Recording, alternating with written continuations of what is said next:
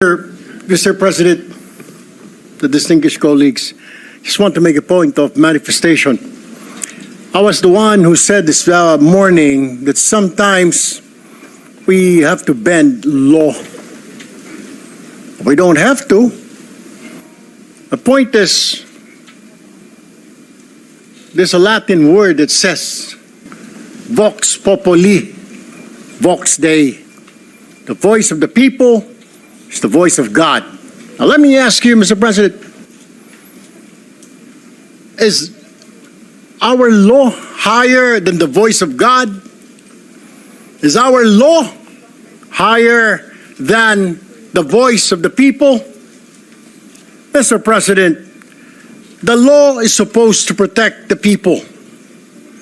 What we are asking, Mr. President, is the return of the value of good faith. I understand, Mr. President, what the gentleman from Pampanga this morning was saying, that it is not a requisite to return the money na kinuha po ng mga kontraktor, ng mga kumita po sa flood control project, Mr. President. Tama po yun, hindi po. At meron pong prosesong sinusunod tayo na kailangan sundin. Pag gumulong na yung batas, hayaan ang korte ang magsabi, Mr. President, tens of thousands of people went out last Sunday. Narinig ko po, hindi ko po alam kung yung makasama natin narinig.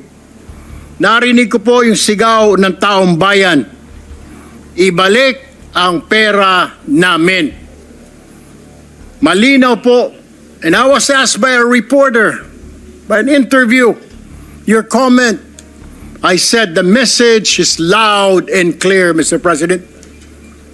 Ayusin natin sa gobyerno ang ating mga trabaho.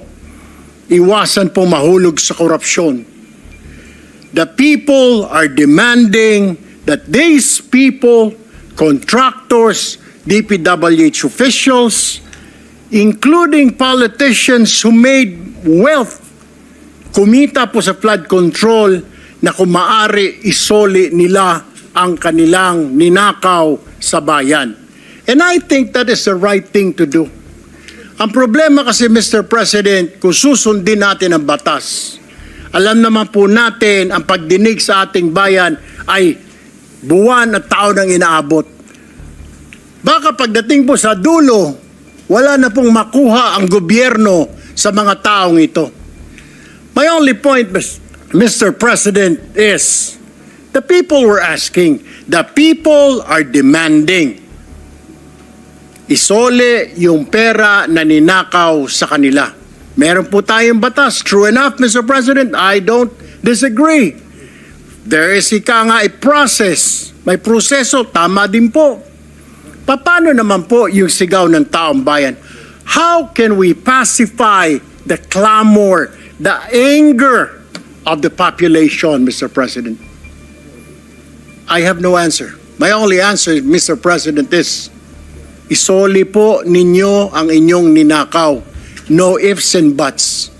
Ang sinasabi lang po ng DOJ, kakausapin po nila ang mga taong ito kung pwede isoli. Wala naman pong sinabi ang DOJ. Ito ang batas, bawal pong kailangan ninyong isoli yan.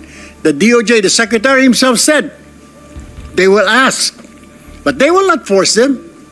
Depende, mas mabuti raw kung kusang loob nilang isurrender yung pera, Mr. President. Wala naman pong nagbabawal sa batas na magbalik ng ninakaw. There's no such thing. And alam ko pong meron tayong process, we have procedures. But my only point is, Mr. President, whether I'm right or wrong, I stand to the wishes of the public, of the Filipino people, ibalik ang perang ninakaw sa kanila. Period, Mr. President. Thank you, Mr. President. Thank you, Senator Erwin Tulfo. Senator Padilla is recognized. Opo. Ginoong Pangulo, napakaganda po ng mga punto na binitawan ng ating hinahangaan na si Senator Erwin Tulfo. Ngunit, alam niyo po, meron pong historical injustice na nangyari sa mga Bangsamoro. Kung ang usapin po natin ay sisingilin natin ang ilang bayan sa mga utang nito sa Bangsamoro at hindi natin padadaanin sa batas, para saan po yung BARM law? Mapupunta na lang po kami sa gulo. Mapupunta na lang po ito sa paniningil na hindi. Kailangan magbayad. Kailangan ngayon na. Kailangan po dumaan tayo sa proseso. Ang atin pong saligang batas ay malinaw na nagsasabi na may due process. Kung argumento po natin, makikinig tayo sa sinasabing, ngayon na. Teka muna po. Marami pong maliligaw. Katulad po ng mga kasama nating artista, halimbawa, sinasabi nila, kung ganyan, wag na tayo magbayad ng tax. Paano po ang gagawin natin? Papayagan po ba natin na mga artista ngayon wag na magbayad ng tax dahil yun ang boses nila? Yun ang voice of God? Yun ang voice of the people? Ang gusto ng mga tao, lahat ng tao ngayon ayaw na magbayad ng tax. Dahil sa nangyayaring ito. Ang gusto ko lamang pong linawin, Ginoong Pangulo, tama po, naniniwala po ako na ang tao'y galit na. Dapat lang po silang magalit. Marami nang talagang ghost project. Ang dami na pong nangyayaring ito. Pero sana po, intindihin po natin din yung mga kababayan natin sa malalayong lugar na humahanap ng hustisya. Madami pong mga kababayan natin, katulad ng mga katutubo, na humihingi din po ng hustisya yan. Pero dinadaan po natin sa batas ang pagnanakaw sa kanilang mga lupain. Ang pagnanakaw sa mga mineral resources nila, pero lagi natin sinasabi, may batas tayong dapat sundin. Paano kung isang araw gusto din nilang ng anarchy? Gusto din nilang magkagulo? Gusto din nilang lumusob sa Malacanang, pumunta ng Mindiola? Yun po yung mga bagay po na dapat po natin ding isipin. Ako po'y hindi kontra kahit kanino dito. Ako po'y number 1 supporter ng lahat nandito. Pero pagdating po sa usapin, na tayo'y magkakaroon na naman ng pag-aaklas. 20 taon na po ako sa Mindanao. Alam po yan ng kapatid ko na si Senator Mig Zubiri na umiikot dyan sa mga liblib na lugar para kumbinsin ng mga taong sumunod tayo sa batas. Yun lamang po, mga senador tayo. Gumagawa tayo ng batas. Ang batas kailangan sundin natin tayo mismo. Yun lamang po, wala naman akong gustong sabihin kundi yun lang. Maraming salamat po. Senator Erwin Tulfo is recognized. Mr. President, just last point. Hindi po kahit kailan nagnakaw ang Bangsamoro.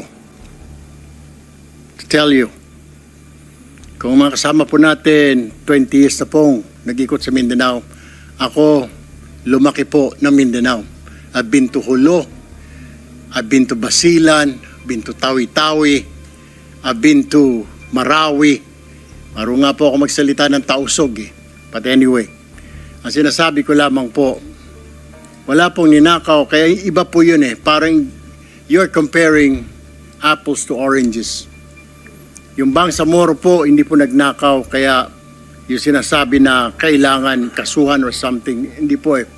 Ang sinasabi ko lang po, ito'y malinaw, na yung sinisigaw po ng mga kababayan natin ni Sole. And that's my own opinion, Mr. President. We have to return it.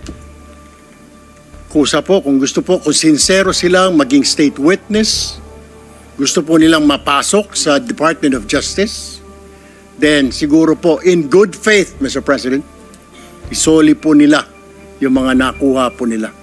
That is all, Mr. President. I have no further statements. Thank you, Mr. President. Thank you, Senator Erwin Tulfo.